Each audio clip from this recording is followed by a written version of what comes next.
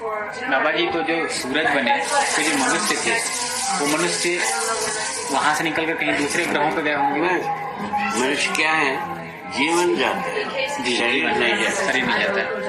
जीवन में ये एक प्लानिट से दूसरे प्लानिट में जाने किया जाता है, उसको दूरी का कोई परेशानी नहीं।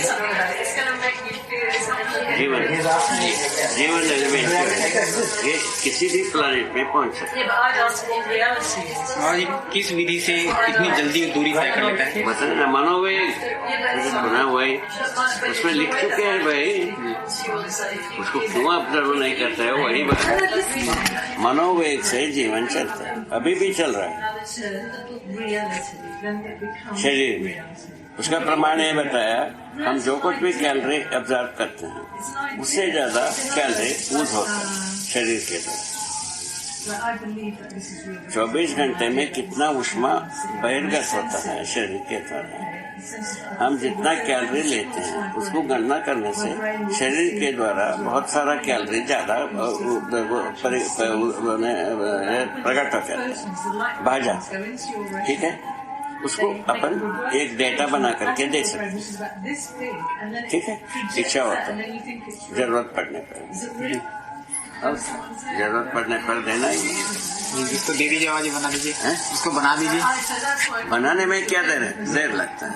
हर दिन जो है ना टेम्परेचर कितना जा रहा है बाहर, उसको एक बार नाप दिया, हर घंटे में नापते रहे, 24 घंटे में कितना टेम्परेचर गया उसका कैलकुलेशन 1, 2, 3, 4 संख्या में आ ही जाता है, बने क्वांटम में आ जाता है।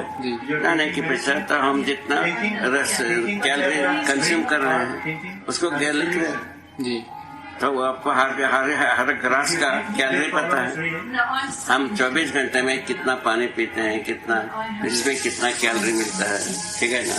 हवा लेते हैं उसमें कितना कैलोरी मिलता है, ठीक है ना।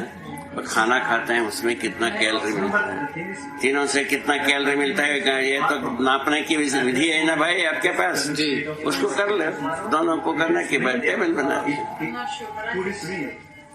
उसमें कैसा अंधा पड़ गया, क्या तकलीफ? इसमें कौन सा तकलीफ है जी? बाबा जी, अभी तक जो आपसे बात हुई उसको हमने लिखा है, हम उसके बाद पढ़ देते हैं, उसको आप बताइएगा कि एक तो यह है कि प्रकृति में सहज रूप से फिशन फ्यूजन है ही नहीं, जहाँ कहीं भी वो मानवकृत है। ये सहस्तित्ववादी विधि की चिंतन है, जिसमें लिखो जी, नहीं तो उसका कोई कनेक्शन नहीं है।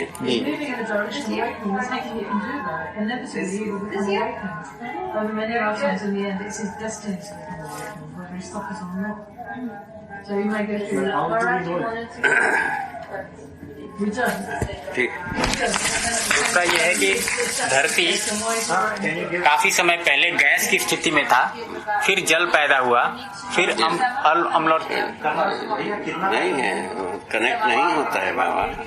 ठोस हुआ, फिर ठोस हुआ, ठोस होने के बाद यौगिक क्रिया हुआ जी, यौगिक क्रिया होने के बाद पानी हुआ। अभी क्या 2 स्टेप छोड़ दिए अपने जी, हो गए। मैं लिख देता हूँ।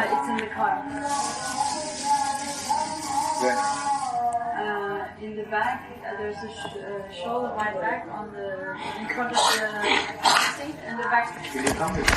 जल पैदा हुआ, फिर अम्ल और क्षार बने। जल धरती पर खड़ा हुआ जी, धरती से अम्ल और क्षार दोनों मिला धरती में पानी को जी, उससे प्राणावस्था, उससे अम्ल और क्षार की संयोग से जी अनेक रसायन पैदा हुए जी। उसमें से पुष्टि तत्व, रचना तत्व भी पैदा हुआ जी। उस रचना तत्व, पुष्टि तत्व से प्राण कोशिकाएं रचना हुई जी। वो रासायनिक जल रहा है पहले से जी।